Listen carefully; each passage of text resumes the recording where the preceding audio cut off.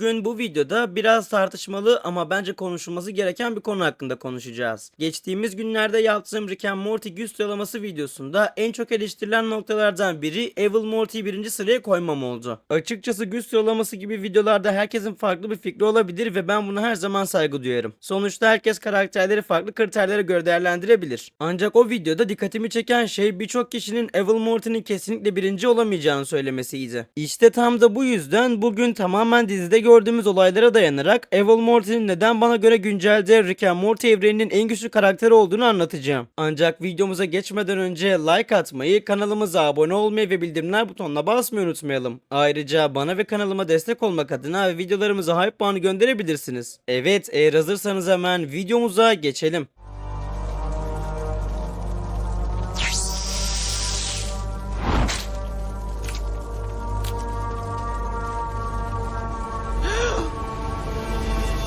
Öncelikle şunu belirtmek istiyorum. Ben bu sıralamayı kim kimi döver mantığıyla yapmadım. Çünkü Rick and Morty evreni böyle işlemiyor. Bu evrende güç, fiziksel kuvvetten çok zeka, teknoloji, strateji, hazırlık, hayatta kalabilme ve evrene bıraktığın etkiyle ölçülüyor. Eğer güç sadece fiziksel kuvvet olsaydı, Rick Sanchez'in bugüne kadar karşılaştığı tanrıları, uzaylı imparatorluklarını, gelişmiş medeniyetleri ve kendisinden fiziksel olarak kat kat üstün düşmanları yenebilmesi mümkün olmazdı. Rick hiçbir zaman kas gücüyle zirveye çıkmadı. Onu zirveye taşıyan şey zekası, teknolojisi ve plan yapabilme yeteneğiydi. Evil Morty de tam olarak bu mantığın en gelişmiş örneklerinden biriydi. Evil Morty'yi ilk kez gördüğümüzde onu sıradan bir Morty sanmıştık. Ancak dizi ilerledikçe aslında perde arkasındaki bütün olayları yöneten kişinin kendisi olduğu ortaya çıkmıştı. Kendi Rick'ini kukla gibi kontrol edebilecek kadar gelişmiş bir teknoloji geliştirmişti. Üstelik bunu yaparken sadece Rick'leri değil, Citadel'deki en zeki Rick'leri bile kandırmayı başarmıştı. Düşünün, evrendeki en zeki varlıklar olarak gösterilen Rick'ler aslında bütün planın Evil Morty tarafından yönetildiğini anlayamadılar. Bu bile onun sıradan bir Morty olmadığını göstermeye yetiyordu. Daha sonra Evil Morty'nin asıl hedefini gördük. O Rick'lerle savaşarak değil, Rick'lerin sistemini ele geçirerek güç kazandı. Citadel sıradan bir şehir değildi. Sonsuz sayıda Rick'in yaşadığı, en gelişmiş teknolojilerin bulunduğu, en büyük savunma sistemlerine sahip devasa bir merkezdi. Böyle bir yapıyı ele geçirmek yalnızca güçlü olmakla başarılabilecek bir şey değildi. Bunun için Rick'lerden daha iyi plan yapmak, onların psikolojisini anlamak ve bütün sistemi kendilerini çevirebilmek gerekiyordu. Evil Morty de bunu başardı. Rick'lerin kendi kurduğu düzeni onların gözünün önünde ele geçirdi ve sonunda Citadel'in başkanı oldu. Bence Evil Morty'nin en büyük başarısı ise Citadel Infinity Curse'ü yok etmesiydi. Rick Sanchez yıllarca bu sistemin içinde yaşadı. Bütün Rick'ler bu düzenin bir parçasıydı. Bu sistem aslında Rick'lerin kendilerini evrendeki en üstün zeka olarak tutabilmeleri için oluşturdukları devasa bir sınırdı. Evil Morty ise sadece bu sistemi anlamakla kalmadı. Onu tamamen parçalayarak dışına çıkmayı başardı. Şu ana kadar dizide bunu başarabilen başka bir karakter görmedik. Bu olay aslında Evil Morty'nin yalnızca Rick seviyesinde değil, Rick'lerin kurduğu düzenin bile üzerinde çıkabilecek kapasitede olduğunu gösteriyordu. Bana kalırsa bir diğer önemli nokta ise elbette Rick Prime olayıydı. Rick Prime dizide gördüğümüz en tehlikeli Rick olarak gösterildi. Sayısız Rick'in hayatını mahvetti. Yıllarca yakalanamadı ve Rick Sanchez'in bile en büyük hedefi haline gelmişti. Evil Morty ise Rick Prime'ın teknolojisini çözebildi, planlarını anlayabildi ve Rick ile yaptığı kısa süreli işbirliğinde Rick Prime'ın durdurulmasında kritik bir rol oynadı. Burada önemli olan şey Evil Morty'nin Rick'e yardım etmiş olması değil, Rick Prime gibi bir tehdidi analiz edip onun seviyesinde hareket edebilmesidir. Rick Prime'ın kullandığı teknolojiyi anlayabilecek karakter sayısı zaten çok azken Evil Morty bunu başarabilecek seviyeye ulaştığını göstermişti. Evil Morty'nin beni en çok etkileyen özelliklerinden biri ise duygularıyla hareket etmemesiydi. Rick Sanchez inanılmaz zeki olmasına rağmen duygusal boşluğu yüzünden defalarca kez hata yapmıştı. Öfkesi, kibri ve geçmişi birçok planını bozmuştu. Evil Morty ise neredeyse hiçbir zaman gereksiz risk almıyordu. Duygularının kontrolünü kaybetmiyordu. Her zaman birkaç adım sonrasını hesaplıyor ve yalnızca gerçekten kazanacağı zaman harekete geçiyordu. Bu yüzden şimdiye kadar yaptığı planların büyük çoğunluğu başarıyla sonuçlanmıştı. Aslında Evil Morty'nin en büyük silahı teknolojisinden bile önce sabrı ve stratejik düşünme yeteneğiydi. Bazı kişiler güç denildiğinde yalnızca fiziksel savaşları düşünüyor. Ancak Rick and Morty evreni bunun tam tersini defalarca kez bizlere gösterdi. Dediğim gibi Rick tanrıları alt etti, gelişmiş medeniyetleri yok etti, Galaktik Federasyonu çökertti ve kendisinden fiziksel olarak çok daha güçlü düşmanları zekası da mağlup etti. O halde aynı mantığı Evil Morty için de uygulamamız gerekiyor. Eğer Rick'i güçlü yapan şey zekası ve teknolojisi ise Rick'lerin sistemini ele geçiren, onların kurduğu düzeni yıkan ve onların bile göremediği planları hazırlayan Evil Morty'yi yalnızca fiziksel gücüne bakarak değerlendirmek doğru olmaz. Çünkü bugüne kadar dizide gösterilen olaylara baktığımızda Rick'leri manipüle etti. Citadel'i ele geçirdi. Central Infinity Curse'u parçaladı. Rick Prime seviyesindeki teknolojiyi çözebildi ve hedeflerinin neredeyse tamamına ulaştı. Bunların hiçbir tesadüf değildi. Bunların tamamı onun zekasının, stratejisinin ve sahip olduğu teknolojinin bir sonucuydu. Elbette herkes aynı fikirde olmak zorunda değil. Güç sıralamaları zaten biraz da yorum işidir. Ancak bana göre yalnızca dizide gördüğümüz olayları temel alırsak Evil Morty'nin günümüzde Rick and Morty evrenindeki en güçlü karakterlerden biri değil. Doğrudan en güçlü karakter olduğunu söylemek oldukça mantıklı bir değerlendirmedir. Az önce de söylediğim gibi Evil Morty'yi ilk gördüğümüz zamanlarda aslında hepimiz perde arkasındaki bütün olayları onun Rick'in yönettiğini sanıyorduk. Ancak seri ilerledikçe bunun tam tersinin doğru olduğunu öğrenmiştik. Kontrol edilen kişi Rick'ti. Bütün ipleri elinde tutansa Evil Morty'nin kendisiydi. Hatta karakterin geçmişine baktığımızda bunun bir tesadüf olmadığını görüyoruz. Evil Morty kaçırdığı Rick'lerin hafızalarını tarayarak onların bilgi birikimini, yıllar boyunca edindikleri deneyimleri ve geliştirdikleri teknolojileri kendi zihnine aktarmıştı. Bana göre Rick'leri bu kadar iyi anlayabilmesinin ve sürekli onlardan birkaç adım önde olmasının en büyük sebeplerinden biri de buydu. Çünkü karşısındaki Rick'lerin nasıl düşüneceğini, nasıl hareket edeceğini ve hangi planları yapacağına daha onlar harekete geçmeden tahmin edebiliyordu. Citadel'in başkanı olduktan sonra ise bana göre dizinin gördüğü en büyük planlardan birini devreye soktu. Citadel'de yaşayan bütün Rick ve Morty'lerin kullandığı portal sıvısını ele geçirerek sistemi tamamen kendi kontrolü altına aldı. Bu planın amacı yalnızca kaçmak değildi. Aynı zamanda orada bulunan bütün Rick ve Morty'leri ölüme terk ederek kendisinin Citadel Infinity Curse'ün dışına çıkmasını sağlamaktı. Bu plana bizim Rick ve Morty de dahildi. Evil Morty onlar için özel bir ayrıcalık tanımadı. Eğer son anda Spacebet yetişmemiş olsaydı Rick ve Morty'nin de orada hayatını kaybetmesi işten bile değildi. Bu da bana göre Evil Morty'nin hedeflerine ulaşmak için duygularıyla değil, tamamen mantığıyla hareket ettiğinin en büyük kanıtlarından biriydi. Az önce de konuştuğumuz gibi Rick Prime olayına geldiğimizde ise birçok kişinin önemli bir noktayı gözünden kaçırdığını düşünüyorum. Çoğu kişi Rick Prime'ı bizim Rick'in tek başına yendiğini söylüyor. Ancak ben buna katılmıyorum. Çünkü Rick yıllarca Rick Prime'ı aramasına rağmen ona ulaşmayı başaramadı. Evil Morty'nin devreye girmesiyle birlikte bütün dengeler değişti. Elbette Evil Morty bunu Rick'e iyilik yapmak için yapmadı. Rick Prime onun içinde büyük bir tehditti. Aynı zamanda Omega cihazı gibi inanılmaz güçlü bir teknolojiyi geliştiren kişinin Rick Prime olduğunu biliyordu. Bu yüzden onu durdururken aynı zamanda sahip olduğu teknoloji ve bilgi birikimini de ele geçirmeyi hedeflediğini düşünüyorum. Bence final savaşında yaşananlar da bunun en büyük göstergelerinden biriydi. Rick Morty'yi korumak için onu yanında istemezken Evil Morty özellikle Morty'yi savaş alanına götürdü. Elbette bunun sebebi Morty ile yer değiştirerek Rick Prime'ı hazırladığı tuzağın içine çekmekti. İzleyici olarak biz bile Evil Morty'nin perde arkasında nasıl bir plan hazırladığını tam olarak anlayamamıştık. Hatta bir an için Rick Prime'ın kazanacağını düşünüyorduk. Ancak tam o sırada Evil Morty son hamlesini yaptı ve bütün planı tersine çevirdi. Bana göre bu sahne Rick Prime'ın yenilmesinde en kritik rol oynayan kişinin Evil Morty olduğunu açıkça gösteriyordu. Eğer Evil Morty olmasaydı Rick belki de yıllarca Rick Prime'ı aramaya devam edecekti. Sonuç olarak Rick yalnızca Evil Morty'den yardım almadı. Aynı zamanda onun hazırladığı plan sayesinde en büyük düşmanı da ortadan kaldırmayı başardı. Üstelik Evil Morty burada sadece Rick Prime'ı durdurmakla kalmadı. Aynı zamanda onun sahip olduğu bilgi birikimini ve teknolojisini de ele geçirmişti. Zaten Omega cihazını istemesinin sebebi de tam olarak buydu. Çünkü ileride bizim Rick kendisi için yeniden bir tehdit haline gelirse elinde onu durdurabilecek en büyük kozun bulunmasını istiyordu. Ve zaten bu planın devamını 9. sezonda gördük. Birçok kişi 9. sezonda Evil Morty'nin Rick'e yenildiğini düşünüyor. Ancak ben bunun tam tersini düşünüyorum. Bana göre Evil Morty burada kaybetmedi. Aksine yeni planının ilk adımını attı. Son bölümde Evil Morty'nin teknolojisinin ne kadar geliştiğini açıkça gördük. Rick de kafa kafaya savaşabilecek seviyeye ulaşmıştı. Sibernetik geliştirmeleri, enerji saldırıları, sahip olduğu silahlar ve birebir dövüş yeteneğiyle Rick'i birçok kez zor durumda bırakmıştı. Hatta bir noktada Rick'in beynini kafatasından söküp almayı başarmıştı. Elbette bu sahnede Rick ölmedi. Ama bu sahne Evil Morty'nin artık Rick'le aynı seviyede mücadele edebileceğini gösteriyordu. Final kısmında ise birçok kişi Evil Morty'nin öfkesinde yenildiğini ve zaman cihazını kullandığı için zaman polisleri tarafından yakalandığını düşünüyor. Açıkçası ben buna katılmıyorum. Bana göre göre Evil Morty bunu bilerek yaptı. Çünkü bugüne kadar izlediğimiz Evil Morty hiçbir zaman plansız hareket eden bir karakter olmadı. Rick'lerin hafızalarını ele geçiren, Stadel'i yöneten, Central Infinity Curse'u yok eden ve Rick Prime gibi bir dehayı alt eden bir karakterin zaman cihazını kullandıktan sonra zaman polislerin geleceğini hesaplamamış olması bana mantıklı gelmiyor. Bu yüzden benim teorime göre Evil Morty yakalanmayı baştan kabul etmişti. Dikkat ederseniz zaman polisleri geldiğinde kaçmaya çalışmıyor. Sahip olduğu teknolojisini kullanmıyor ve hiçbir direnç göstermeden teslim oluyor. Bölümün son sahnesindeki sakin tavırları da bana göre bunun başarısızlık değil, daha büyük bir planın ilk adımı olduğunu işaret ediyordu. Yine benim teorime göre Rick bu bölümde Evil Morty'yi yenmedi. Tam tersine farkında olmadan onun yeni planının bir parçası haline geldi. Omega cihazının yok edilmesi Evil Morty için büyük bir kayıp olsa da bunun Rick'e karşı duyduğu öfkeyi daha da arttıracağını düşünüyorum. Çünkü bu cihaz evrende gördüğümüz en tehlikeli teknolojilerden biriydi. Ve doğru kişinin elinde neredeyse sınırsız bir tehdit oluşturabilecek güce sahipti. Bana göre Evil Morty bu kaybın peşini bırakmayacak ve ilerleyen sezonlarda Rick'le yeniden karşı karşıya gelecektir. İşte bu yüzden ben Evil Morty'yi yalnızca bugüne kadar yaptıklarıyla değil, sürekli birkaç adım sonrasını hesaplayan zihniyetiyle de Rick and Morty evreninin en tehlikeli ve en güçlü karakteri olarak görüyorum. Evet dostlarım, bu videoda sizlerle birlikte bana göre Evil Morty, Rick and Morty serisinin neden en güçlü karakteri, bu konu hakkında konuştuk ve umarım videomuzdan keyif almışsınızdır. Her zaman olduğu gibi bu tarz videoların devamı için videomuza like atmayı, kanalımıza abone olmayı ve bildirimler butonuna basmayı unutmayalım. Ayrıca bana ve kanalıma destek olmak adına videolarımıza hype puanı gönderebilirsiniz. O zaman bir başka videoda görüşmek üzere, kendinize çok iyi bakın, hoşça kalın.